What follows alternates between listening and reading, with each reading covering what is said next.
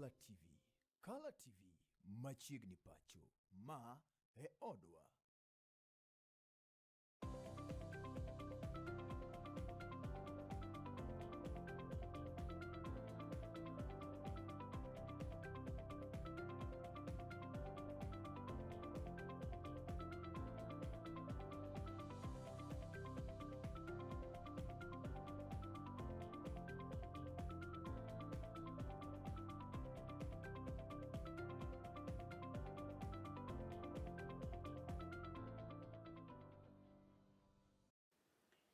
Kineber janeno mar Kala TV wachak waromo e wang' jowi mari mano mabende igeno mar Kala.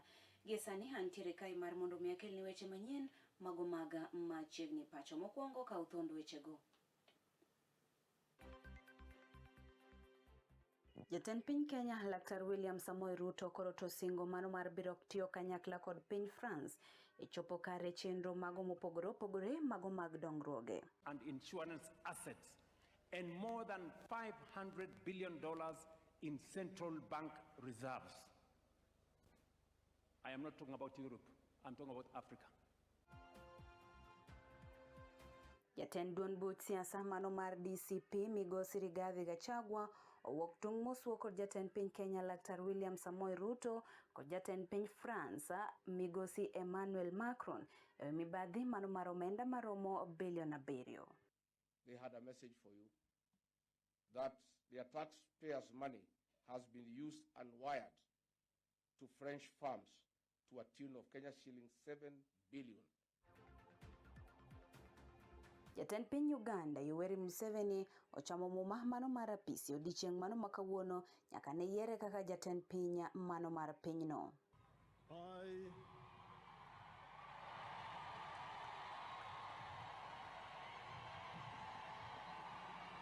Yoweri tubabu wakakuta Museveni. Bed koda nyaka giko nyinga Nelly Achieng' Ndhine.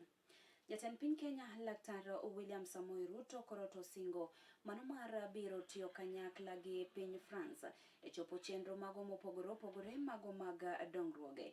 Pinje ariyogo koro to keto girimiti mano mabende biro neno ni gitiyo kanyakla e wechego mago mag ohala kaachiel koda mamoko. Ruto yango ni pinjego mago mag Afrika nitiere kod mwandu mago ma oromo kendo ginyalo dongore maber mana ka gitiyo kanyakla. And insurance assets and more than $500 billion in central bank reserves. I am not talking about Europe, I'm talking about Africa. Yet, paradoxically, while this capital exists within African economies, governments across our continent continue to struggle to finance critical infrastructure, transport corridors, energy systems, industrial parks, logistics networks, and even affordable housing. There is capital in Africa, but Africa's development projects remain starved of financing. The issue, therefore, is not liquidity. It is risk architecture.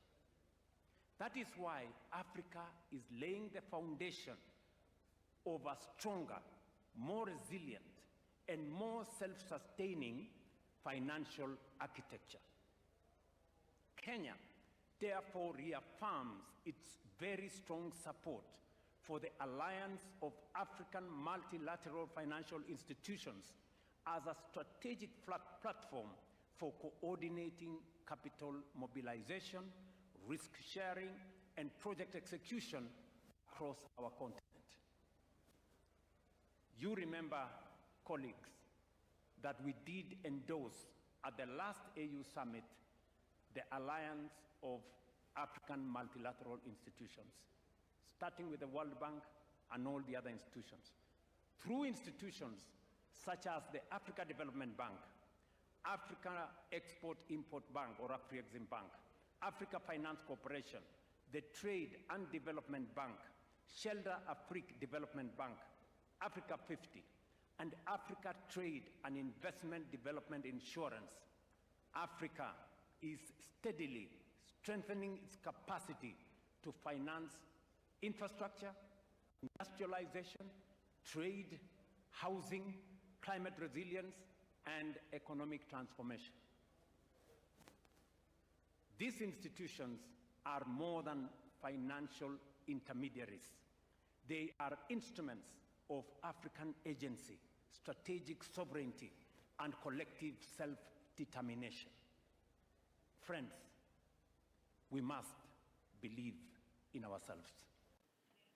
Oyudo kanyo ne jatend piny France mano mabende ne oyuoro e romo maketa koda mae ne owacho ni pinjego mago mag Afrika nitiere kod nyalo mano makende mar tiyo kanyakla kendo mar mondo mi giket kata giyud mwandu mago mopogore opogore.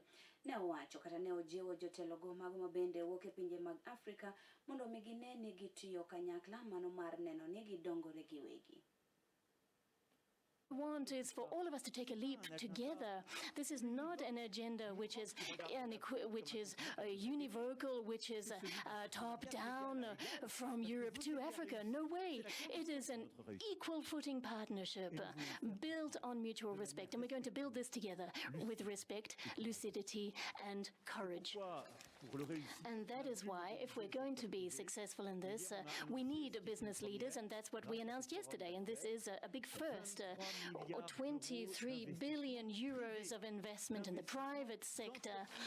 These are for industry, for firms in the fully private sector companies in Africa. These 23 billion euros of investment is 14 billion for French firms in Africa, 9 billion in investments for African businesses on our continent.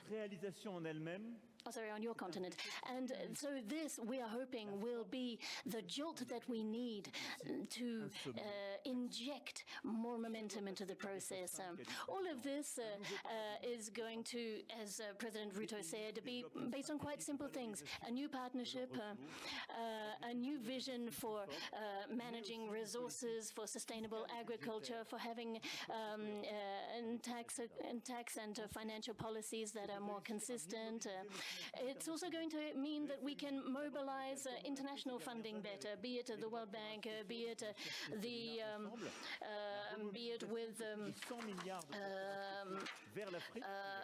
with the IMF and with other international, with special drawing rights, with all kinds of mechanisms and debt restructuring that can move us all forward. So it's a true strategy for guaranteeing peace, and that is why the ITD here in Nairobi is so important. We're going to be able to work with you, with the ATD, so as to move forward, so that ATD can play its full role continent-wide. Oyudo kanyo ni tiyo kod lonya mano ma nyasani e bero uchumi mano mathur kae oyangi kaka gino mano maber moloyo to e wechego mago mag keto mwandu e pacho kae.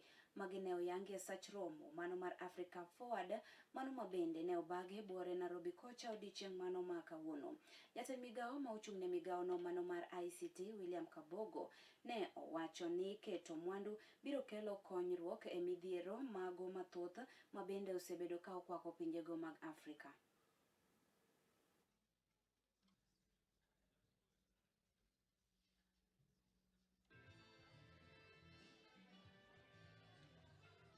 Economic transformation is not driven by policy alone. It is also driven by business that are building products, serving customers, creating employment, and expanding into new markets. And so we share similar challenges, but also similar vision, as President Ruto put it earlier today, that we're not deemed to look east or west, but we can look forward. But to do that, we need to work together. The creative industries are not a luxury reserved for prosperity. They are engines of it. They create jobs, they drive tourism, they shape global perceptions of our continent, and they also seed the cultural confidence that produces the kind of founders we celebrate today. Jatend duond bura mano mar DCP Rigathi Gachagua Wokoko tung mosuo kod jatend piny Kenya Dr. William Samoei Ruto kaachiel kod jatend piny France mano moluor Emmanuel Macron mano mabende owacho ni sani to koro chal kagima mibadhi mano mar omenda maromo bilion 7 duto te sani to koro makogi.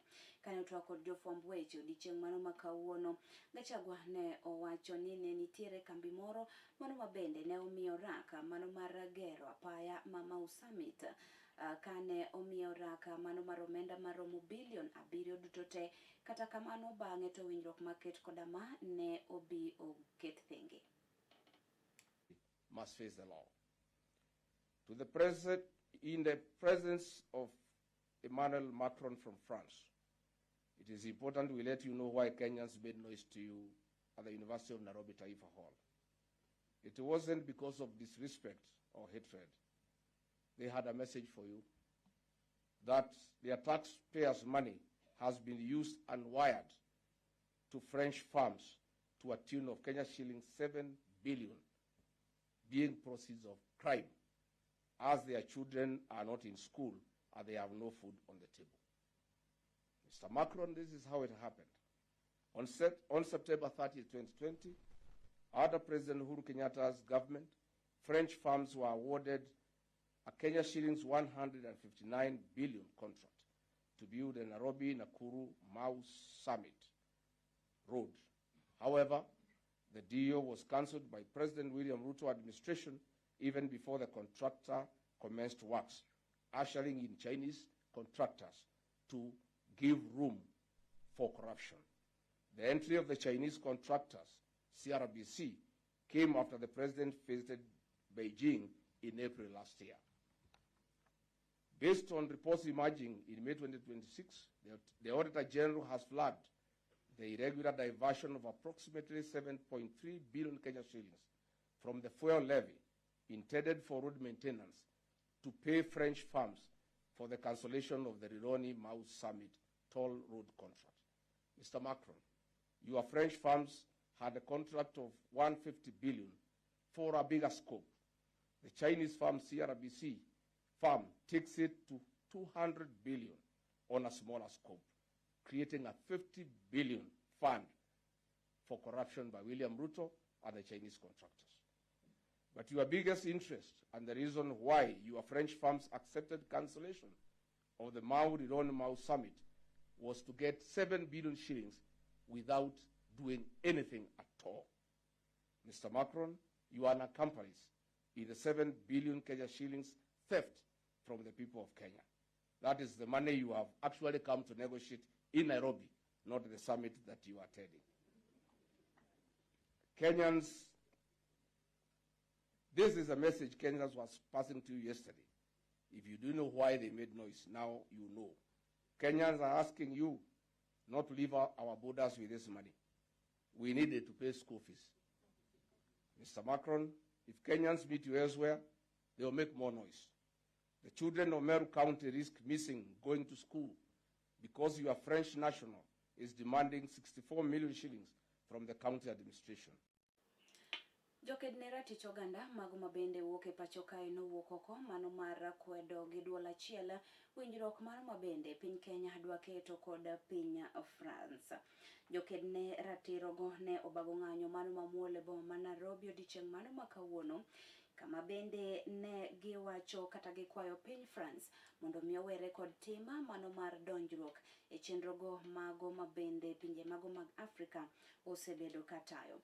Ne ochuno apisas go mago mag obila mondo ti kod iro mano malungo wang' kaachiel kod ndhiyo moko kuom jogo mago mabende ne ng'anyo.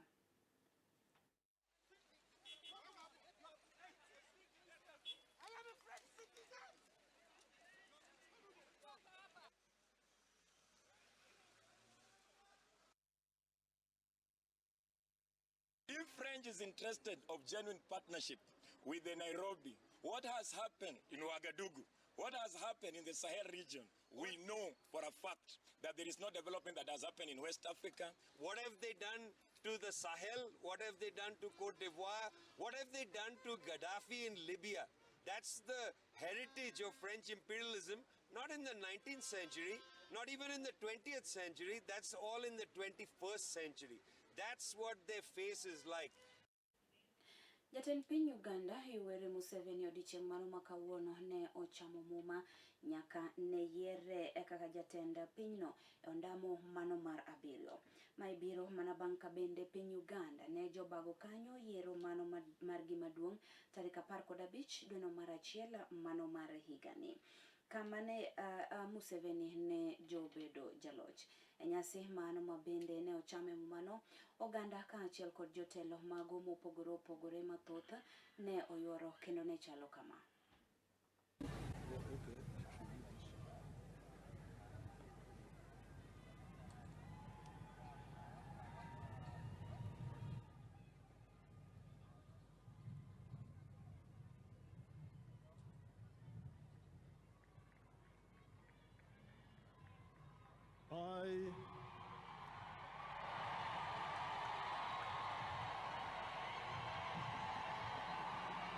Yoweri Tubaburo Kaguta Museveni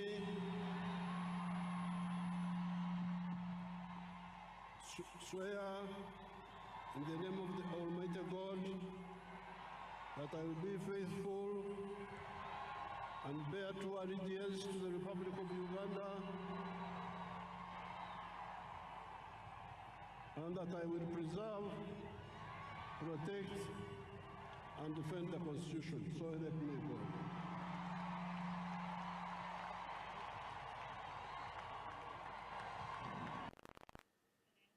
Lipot moro mano manyien ma ogol e wi kit chwech ma ogol kod Usawa Agenda oyango ni pod nitiere kaka nyidendi ok yud ratich gi gino mabende miyo thoth sikundego mago mag nyiri yudo somo mano mabende ok owinjore kod mano mabende nyithindo kata jopuonjre mago ma yawuoyi osebedo ka yudo e pacho kae.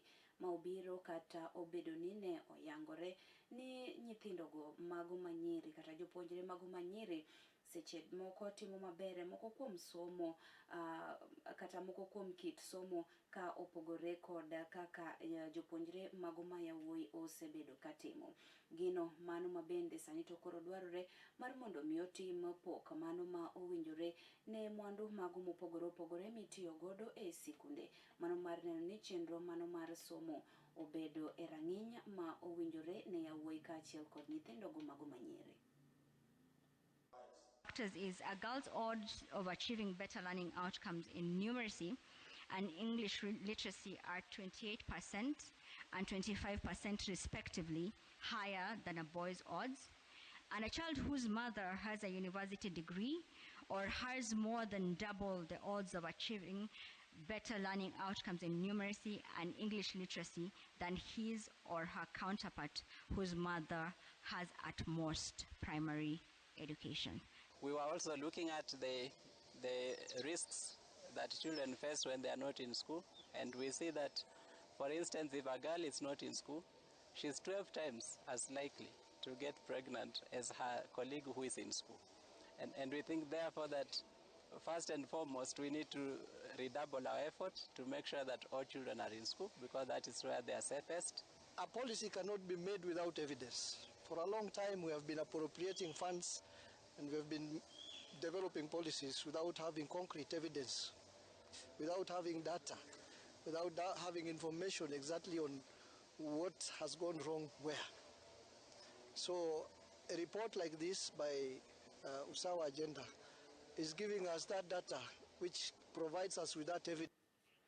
Jotend siasa e kaunti no mano manyamira sani to koro wacho gi dhogi tieko e wi rochruok mano mar arita kwe mabende gi wacho ni osebedo ka kelo midhiero e gwengego.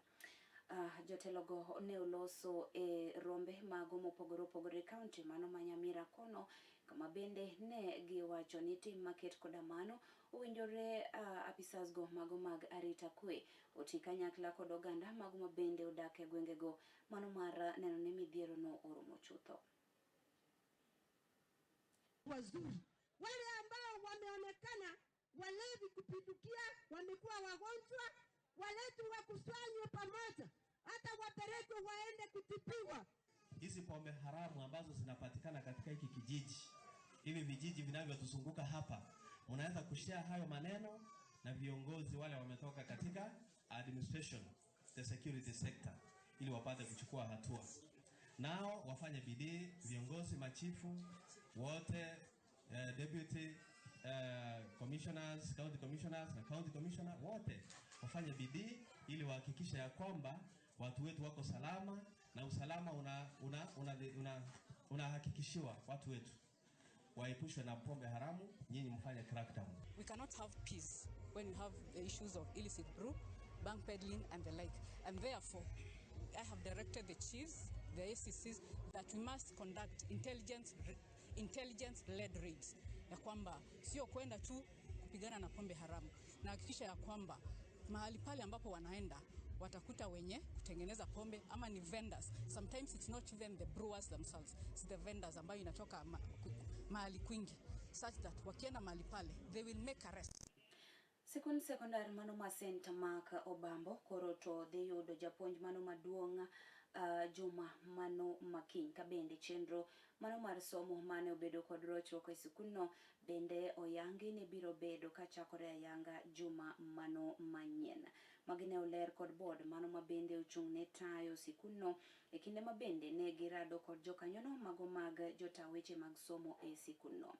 Ging'ura ewi kaka TSC osebedo katimo lokruoge ne jopuonj, gino mabende giwacho ni kelo midhiero e sikunde. Maendi en Gordon Lelo, chairman mar Board of Management St. Mark's Obambo Secondary School.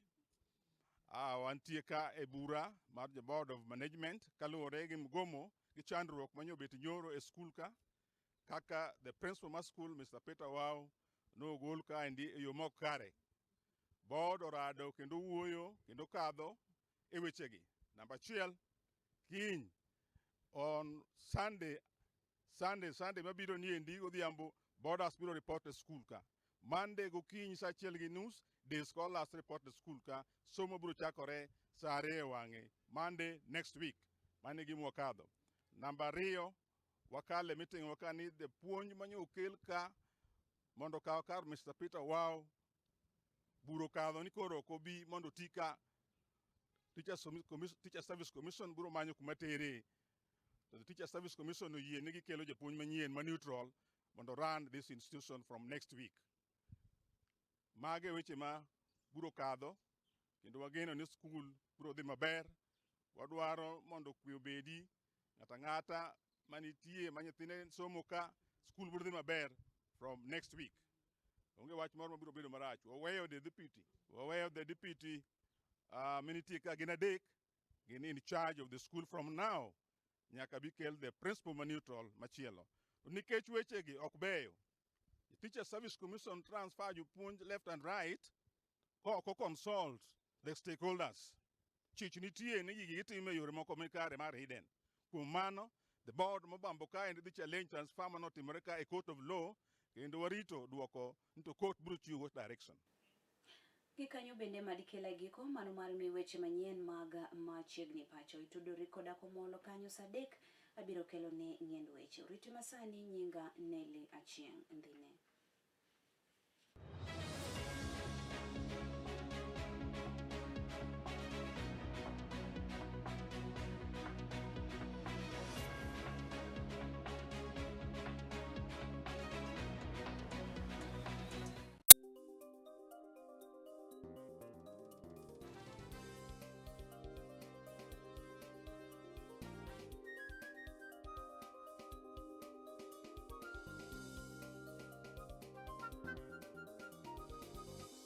Ineno Color TV.